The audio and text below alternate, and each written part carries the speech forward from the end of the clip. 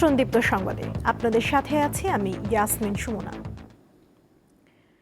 শিশু রামেসা ধর্ষণ ও হত্যার দায়ে মৃত্যুদণ্ডপ্রাপ্ত আসামি সোহেল রানা ও তার স্ত্রী স্বপ্না আক্তারের জেল আপিল শুনানির জন্য গ্রহণ করেছে হাইকোর্ট।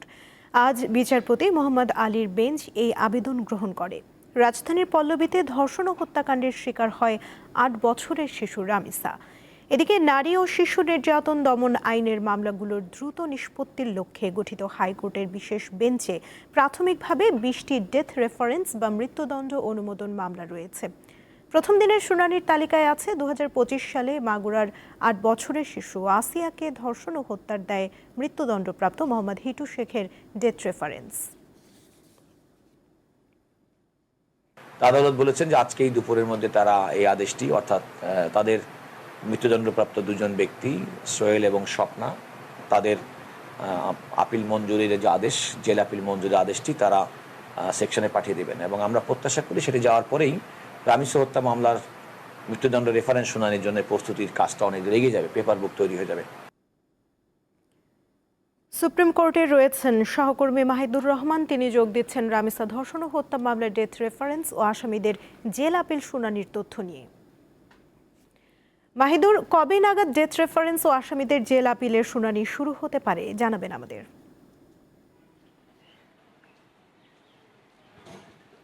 জি সুমনা, আজকে কিন্তু পৃথক দুইটি আদালতে এই মামলাগুলির নিষ্পত্তি হয়, অর্থাৎ যেই 20টি ডেথ রেফারেন্সের মামলা সেটি কিন্তু বিচারপতি ভীষ্মদেব ওনার আদালতে হয়েছে, শুনানি হয়েছে এবং শুনানিতে রাষ্ট্রপক্ষে কিন্তু অ্যাটর্নি জেনারেল নিজে উপস্থিত ছিলেন। অপরদিকে বিচারপতি মোহাম্মদ আলীর যে বেঞ্চ, সেই বেঞ্চে কিন্তু শুধুমাত্র রামিসা হত্যার যে মামলাটি সেই মামলার বিচার কাজের জন্য সেখানে শুনানি হয়। তো রামিসা হত্যা মামলা শুনানিতে আজকে কিন্তু যে দুইজন আসামি সোহেল এবং তার স্ত্রী স্বপ্না খাতুন, এই দুইজনের কিন্তু নিম্ন আদালতের রায়ের পর তারা জেলের মাধ্যমে তারা জেল আপিল করে এবং জেল আপিল আদালত শুনেছে, শোনার পরে সেটি অ্যাকসেপ্ট করেছে। এরপরে যেই কার্যক্রমটি রয়েছে যে তার যে মামলার নথি সেই নথিভুক্ত করা হয়েছে, তার যে ডেট রেফারেন্সের কপি সেই ডেট রেফারেন্সের কপি কিন্তু গত সপ্তাহেই হাইকোর্টে এসে পৌঁছেছে। তবে এটার যে মূল পেপার বুক, এই পেপার বুকটি কিন্তু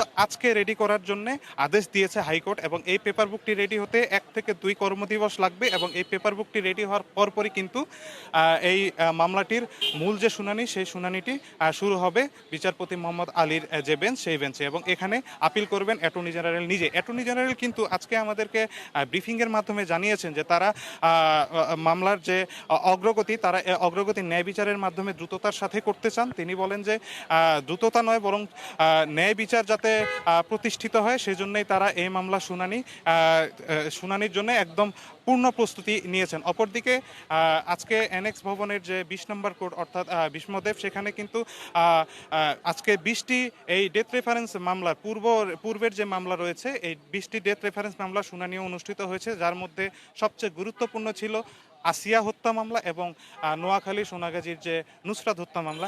এগুলির যে ডেথ রেফারেন্সের শুনানি সেগুলোও কিন্তু হয়, সেগুলোও কিন্তু প্রথম দিনের যে শুনানি সেই শুনানিগুলি অনুষ্ঠিত হয়েছে এবং পরবর্তী শুনানির জন্য সেই রকমভাবে কোনো এখনো পর্যন্ত ডেট দেয় না, এখনো চলমান রয়েছে।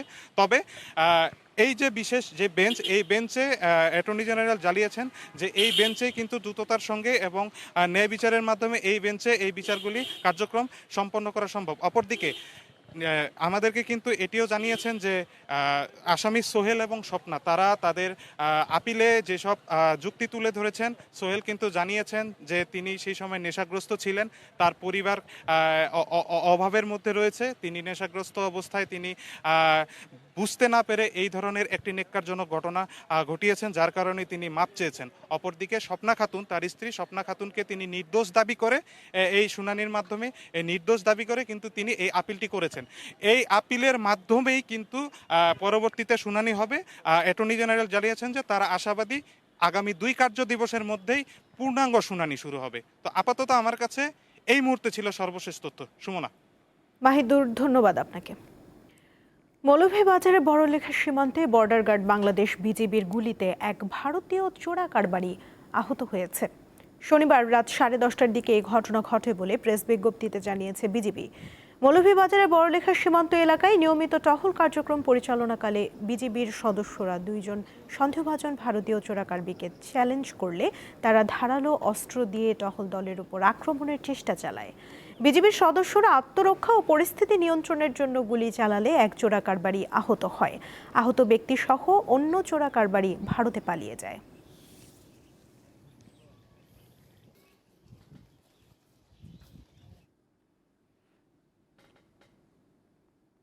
দীনেশ ত্রিবেদী ঢাকায় ভারতীয় হাইকমিশনারের দায়িত্ব নেয়ায় দুই দেশের মধ্যে সম্পর্ক নতুন মোড় নেবে। তবে এক্ষেত্রে ভারতকে বাস্তবতার নিরিখে এগিয়ে আসতে হবে, এমনটাই মনে করেন গবেষক ও রাজনৈতিক বিশ্লেষক আলতাফ পারভেজ। বাংলাদেশ স্বাধীন হবার পর এবারই প্রথম পেশাদার কোনো কূটনীতিকের বাইরে একজন রাজনীতিবিদকে ঢাকায় হাইকমিশনারের দায়িত্ব দিয়ে পাঠিয়েছে ভারত। রাজনীতির ময়দান থেকে উঠে আসা দীনেশ ত্রিবেদী এরই মধ্যে দায়িত্বও নিয়েছেন।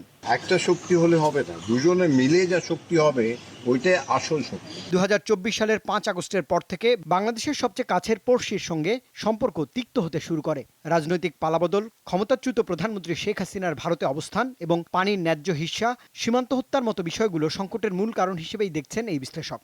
আন্তঃনদীর পানির হিস্যায় বাংলাদেশ একটা নাজুক অবস্থায় আছে। তিস্তা চুক্তি হয়নি, গঙ্গা চুক্তি নবায়ন হবে কিনা, একটা সীমান্তে মানুষ মারাও যাচ্ছে, আবার পুশিনও হচ্ছে, এবং বাড়তি পুশিনের একটা বিপদ আতঙ্ক তৈরি করে আছে বাংলাদেশের দিকে, এবং বাস ট্রেন যোগাযোগ ইত্যাদিও স্বাভাবিক হয় নাই, মানে নেতিবাচক ঘটনা সব। তো ফলে বাংলাদেশ প্রত্যাশা করে যে ভারত একটা আবার স্বাভাবিক সম্পর্কের দিকে এগোবে। তার মতে পেশাদার কূটনীতিক না হলেও দীনেশ ত্রিবেদীর আগমন দুই বন্ধুপ্রতিম দেশের চলমান শীতল সম্পর্ক উন্নয়নে সহায়ক হবে। কূটনীতির চোখ দিয়ে সবসময় আন্তঃরাষ্ট্রীয় সম্পর্ক উন্নয়ন ঘটানো যায় না। কূটনীতিবিদরা তো একটা যান্ত্রিক দৃষ্টিকোণ থেকে সম্পর্কগুলো এগিয়ে নেন বা দায়িত্ব পালন করেন, কিন্তু ভারত বাংলাদেশ সম্পর্ক যেরকম অবস্থায় দাঁড়িয়েছে এবং এর ঐতিহাসিক যে প্রেক্ষাপট, এখানে একটা রাজনৈতিক প্রজ্ঞার দরকার আছে। ফলে আমি বলবো ভারতের দিক থেকে এই পদক্ষেপটা ইতিবাচক। তবে অমীমাংসিত বিষয় নিষ্পত্তিতে ভারতকে রাজনৈতিক প্রজ্ঞা দেখাতে হবে বলেও মনে করছেন এই রাজনৈতিক বিশ্লেষক। সম্পর্কটা হতে হবে পুরো দেশের সাথে এবং বাংলাদেশের যে কোনো সরকারের সাথে, বাংলাদেশের সকল দলের সাথে এবং সামগ্রিকভাবে বাংলাদেশের 17 কোটি মানুষের সাথে। ভারতের সরকার বা ভারতের কোনো একটি দল যারা ক্ষমতায় আছে, তারা যদি এখানকার শুধু একটা দলের সাথে সম্পর্কে পুরো বাজি ধরে থাকে, তাহলে বাংলাদেশ ভারত সম্পর্ক ইতিবাচক দিকে এগিয়ে নেওয়া তো কঠিন। ফলে এই দৃষ্টিভঙ্গির উপর দাঁড়িয়ে শেখ হাসিনার ভারতে অবস্থানকে বিবেচনা করতে হবে। বর্তমানে বাংলাদেশ এবং ভারতের দ্বিপাক্ষিক সম্পর্কে এক ধরনের পরিবর্তন ও পুনর্গঠনের একটি সময় চলছে। গণঅভ্যুত্থান পরবর্তী সময়ের তিক্ত সম্পর্কের বরফও হয়তো বলতে শুরু করেছে, তবে এখনও দুই দেশের মানুষের সম্পর্ক বাড়াতে ভ্রমণ ভিসা, অবাধ রেল সংযোগ সহ সীমান্ত নিরাপত্তার সংকটগুলো বড় চ্যালেঞ্জ হিসেবেই সামনে আসছে। রুবায়েত হাসান, দীপ্ত সংবাদ, ঢাকা। আবাসন খাতে বিনিয়োগ করা কালো টাকা বিনা প্রশ্নে প্রদর্শনের সুযোগ দেওয়া হয়েছে প্রস্তাবিত বাজেটে। নিয়মিত হারে কর দিয়ে আগের বিনিয়োগ করা অপ্রদর্শিত অর্থ রিটার্নে দেখানো যাবে। বিশ্লেষকরা বলছেন এতে কর বৈষম্য বাড়বে, নিরুৎসাহিত হবেন সৎ ও নিয়মিত করদাতারা। প্রতিবার বাজেট এলেই জোরে সোরে আলোচনা হয় এবার বাজেটে কালো টাকা সাদা করার সুযোগ দেওয়া হবে কি। আসলে কালো টাকা বা কি এবং এটি বাজেটে কিভাবে বিনিয়োগের সুযোগ দেওয়া হয় সে বিষয়টি আমরা জানব। ধরা যাক একজন ব্যক্তি 3 বছর আগে ঢাকায় 2 কোটি টাকা দিয়ে একটি ফ্ল্যাট কিনেছেন, কিন্তু দলিলে মূল্য দেখিয়েছেন 50 লাখ টাকা, বাকি 1.5 কোটি টাকার তথ্য গোপন করেছেন। প্রচলিত আইন অনুযায়ী এই অপ্রদর্শিত অর্থই কালো টাকা। 1.5 কোটি টাকা রিটার্নে প্রদর্শন করতে চাইলে এই ব্যক্তিকে 30% হারে 45 লাখ টাকা আয়কর পরিশোধ করতে হবে। আর আয়কর দপ্তর প্রকৃত মূল্য উদ্ঘাটন করে এবং করদাতা রিটার্নে এর ঘোষণা দিতে চায়, তবে তাকে আরও 9 লাখ টাকা জরিমানা হিসেবে কর পরিশোধ করতে হবে। এজন্য নতুন বাজেটে কালো টাকা প্রদর্শনের সুযোগ দিতে আয়কর আইনে নতুন বিধান যুক্ত করা হয়েছে। বাজেটে কালো টাকা সাদা করার সুযোগ দেওয়া হলে কর বৈষম্য অনেকটাই বাড়ে বলে মনে করছেন বিশ্লেষকরা। আসলে কিভাবে এই বৈষম্য বাড়ে চলুন তাদের কাছে শুনি। যারা সৎ করদাতা রেগুলার কর দিয়ে আসছেন, তাদের উপরে একটা অন্যদের তুলনায় যারা কর ফাঁকি দিয়েছেন তাদের সাথে আসলে একটা বৈষম্য সৃষ্টি হয়, সেটা যে মোরাল কিন্তু সেটা ভালো নয়, সেটা আমরা মোরাল হ্যাজার্ড তৈরি করতে পারে। 2023-24 অর্থ বছরের বাজেটে 10% কর দিয়ে কালো টাকা সাদা করার সুযোগ দিয়েছিল আওয়ামী লীগ সরকার। 2024-25 অর্থ বছরে সেটি 15% উন্নীত করা হয়। 24-এ জুলাই গণঅভ্যুত্থানের পর ক্ষমতায় এসে অন্তর্বর্তী সরকার এই সুযোগ বাতিল করে দেয়। অর্থনীতিবিদরা বলছেন, জমির দলিল মূল্য ও বাজার মূল্যের মধ্যে অসামঞ্জস্যতা থাকায় কালো টাকা তৈরির সুযোগ বাড়ছে। সরকারের অনেক নিয়মের কারণে কিছু কিছু ক্ষেত্রে, বিশেষত জমি ক্রয় বিক্রয়ের ক্ষেত্রে, মৌজার দাম নির্ধারণের ক্ষেত্রে একটা বৈসাদৃশ্য আছে, এবং সেটার কারণে অনেক টাকা সেটা কালো হয়ে যায়। জমি কেনা বেচায় এই অসামঞ্জস্যতা দূর করা হলে আগামীতে এ ধরনের কালো টাকা সাদা করার প্রয়োজন পড়বে না বলেও মত তাদের। জমির কারণে যে কালো টাকাটা হয়। শাহরিয়ার ইমন, দীপ্ত সংবাদ, ঢাকা। আন্তর্জাতিক প্রসঙ্গ। ইরানের সঙ্গে আজ যুক্তরাষ্ট্রের শান্তি চুক্তি সই হবে, এমনটাই জানালেন মার্কিন প্রেসিডেন্ট ডোনাল্ড ট্রাম্প। শনিবার নিজের সামাজিক যোগাযোগ মাধ্যম ট্রুথ সোশ্যালে ট্রাম্প লিখেছেন, রোববার চুক্তি স্বাক্ষরের পরপরই হরমুজ প্রণালী সবার জন্য উন্মুক্ত হবে। তবে ইরানের পররাষ্ট্র মন্ত্রণালয় জানিয়েছে, চুক্তির বিষয়ে তেহরান তাড়াহুড়ো করার পক্ষে নয়। এর আগে পাকিস্তানের প্রধানমন্ত্রী শাহবাজ শরীফ সামাজিক মাধ্যম এক্সে জানিয়েছেন, শান্তি চুক্তির জন্য একটি রূপরেখা নিয়ে যুক্তরাষ্ট্র ও ইরান সম্মত হয়েছে। পরবর্তী 24 ঘন্টার মধ্যে তারা প্রাথমিক চুক্তিতে স্বাক্ষর করবে বলে আশা করা হচ্ছে।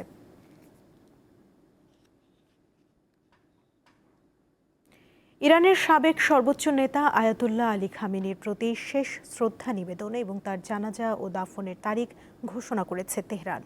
দেশটির রাষ্ট্রায়ত্ত গণমাধ্যমের বরাত দিয়ে আল জাজিরা জানিয়েছে, 4 জুলাই তেহরানে তার শেষ বিদায়ের আনুষ্ঠানিক কার্যক্রম শুরু হবে, আর 9 জুলাই নিজ শহর মাশহাদে খামেনিকে দাফন করা হবে। তেহরানে 4 জুলাই থেকে তার পরিবারের অন্য সদস্যদের দাফনের আনুষ্ঠানিকতা শুরু হয়ে পরবর্তী 3 দিন চলবে। আর্জেন্টিনার পতাকায় চায়ের দোকান সাজিয়েছেন গাইবান্ধার এক ব্যক্তি। তার দোকানে কোনো আর্জেন্টিনা সমর্থক চা খেলে দাম নিচ্ছেন অর্ধেক। লিওনেল মেসির দলের এই ভক্তের নাম মোহাম্মদ আলম মিয়া। ফুটবল বিশ্বকাপের উন্মাদনা যখন শহর থেকে গ্রামগঞ্জে পৌঁছেছে, তখন পিছিয়ে নেই কিন্তু এই চা দোকানি। গাইবান্ধার সদর উপজেলার খানকা শরীফ এলাকার এই চা দোকানি আলম ভাই, তিনি তার প্রিয় দল আর্জেন্টিনাকে ভালোবেসে এবং মেসিকে অনুপ্রেরণা হিসেবে নিয়ে কিন্তু আর্জেন্টিনার পতাকার আদলে তার চার দোকানটি কিন্তু রঙিন করে তুলেছে। আমরা একটু শুনবো এই আর্জেন্টিনার সমর্থকের কথা। এটা আমি আপনার 82 সাল থেকে আমি আর্জেন্টিনার খুব সাপোর্ট করি এবং খুব ভক্ত।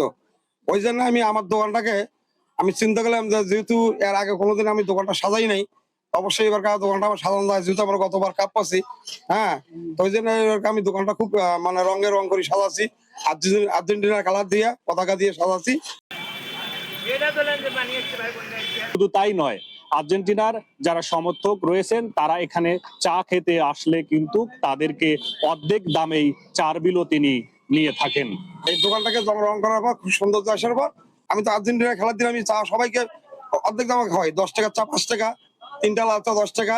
আমি কথা দিছি এবং পূরণ করবো ইনশাল্লাহ। যারা আর্জেন্টিনার সাপোর্টার তাদেরকে হচ্ছে 50% ডিসকাউন্ট দিচ্ছে যে কোনো খাবারে, চা থেকে শুরু করে সবকিছুতে।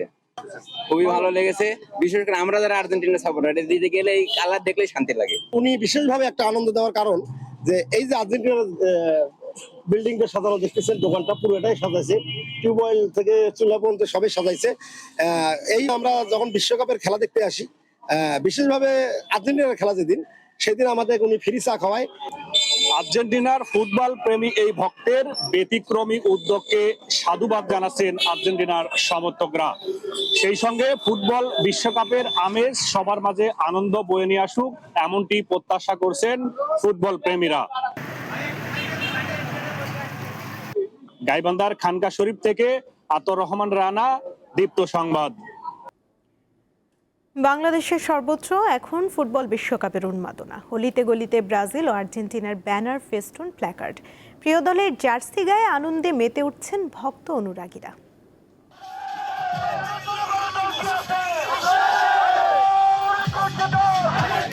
ফুটবল বিশ্বকাপের উন্মাদনা ছড়িয়ে পড়েছে পিরোজপুরে। বিভিন্ন স্থানে চোখে পড়ে পছন্দের দলের ব্যানার ও ফেস্টুন। প্রিয় খেলোয়াড়দের জার্সি গায়ে জড়াচ্ছেন কেউ কেউ। গানের তালে তালে নেচে গেয়ে উৎসবে মেতে উঠেছেন বিভিন্ন বয়সীরা। খেলা পছন্দ করি, আমরা আর্জেন্টিনা দলকে সমর্থন করি। দেখতে পাচ্ছেন আমার ছেলে, সে কিন্তু আর্জেন্টিনা, আমি কিন্তু ব্রাজিল।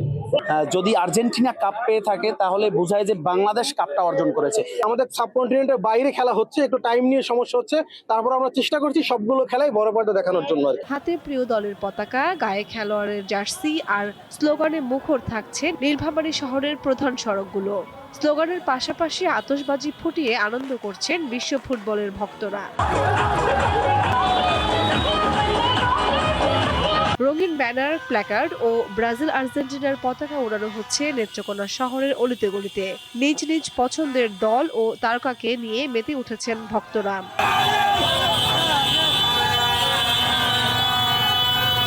নওগাঁয় আর্জেন্টিনা ও ব্রাজিল সমর্থকদের মধ্যে হয়ে গেল প্রীতি ফুটবল ম্যাচ। শহরের জিলা স্কুল মাঠ প্রাঙ্গণে এই খেলার আয়োজন করে নওগাঁ জেলা মিউজিক ফোরাম। নারায়ণগঞ্জের সোনারগাঁয়ে ব্রাজিল সমর্থকরা বর্ণাঢ্য মোটরসাইকেল শোভাযাত্রা করেছে। মহাসড়ক জুড়ে 5 বার বিশ্বকাপ জয়ীদের উচ্ছ্বাস ছিল চোখে পড়ার মতো। ফুটবল বিশ্বকাপ খেলা মানেই সমর্থকদের আনন্দ উল্লাস আর উন্মাদনা। নাটোর জেলার ব্রাজিল ফুটবল অ্যাসোসিয়েশনের পক্ষ থেকে বের করা হয় বর্ণাঢ্য শোভাযাত্রা।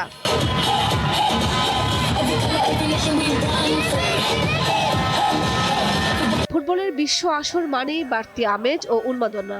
এই উন্মাদনা আরও বাড়িয়ে দিতে 350 ফুট দৈর্ঘ্যের আর্জেন্টিনার পতাকা ও মেসির 20 ফুট লম্বা অবয়ব নিয়ে পটুয়াখালীতে আর্জেন্টিনার ভক্ত সমর্থকদের বিশাল শোভাযাত্রা অনুষ্ঠিত হয়েছে।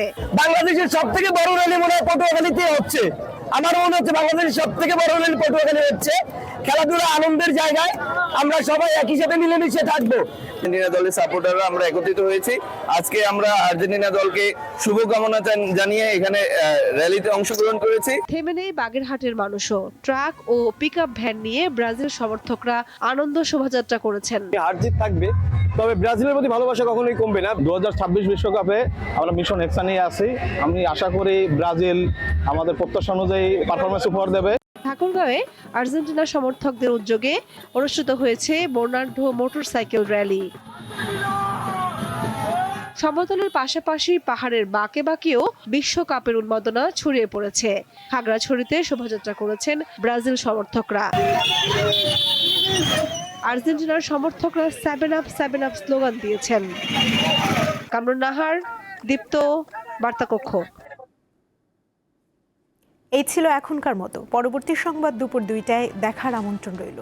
এছাড়া আরও তথ্য পেতে যুক্ত থাকুন দীপ্ত ডিজিটাল প্ল্যাটফর্মের সাথে। ধন্যবাদ সবাইকে।